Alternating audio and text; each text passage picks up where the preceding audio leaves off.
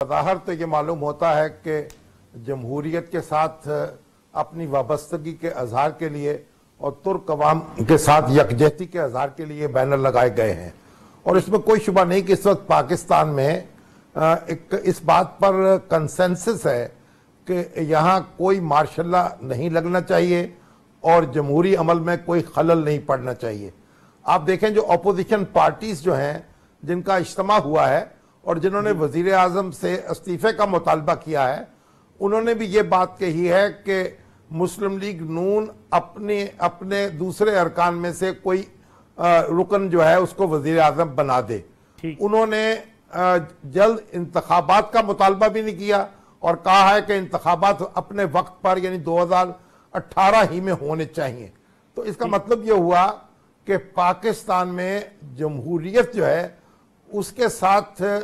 opposition और हुकूमत की कमिटमेंट बड़ी वाज़ेह है और अब ऐसी कोई सूरत नजर नहीं आती कि अगर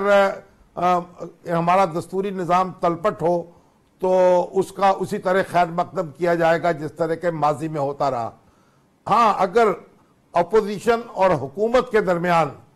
महाज आराई नुक्ता अरूज को पहुंच जाए और सड़कों पर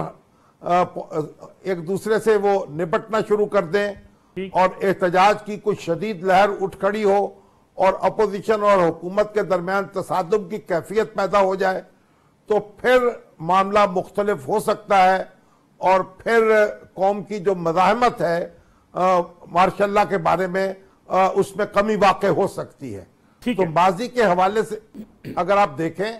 माजी में जब भी मार्शल लॉ लगा है सियासी जमातों ने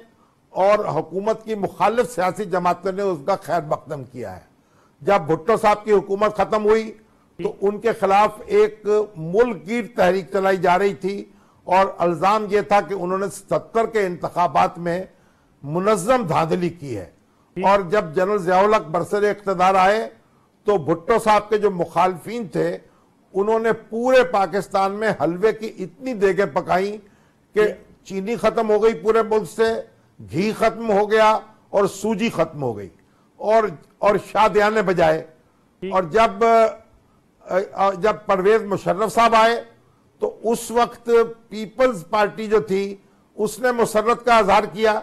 लेकिन मुस्लिम लीग नून के अपने कारकुन जो थे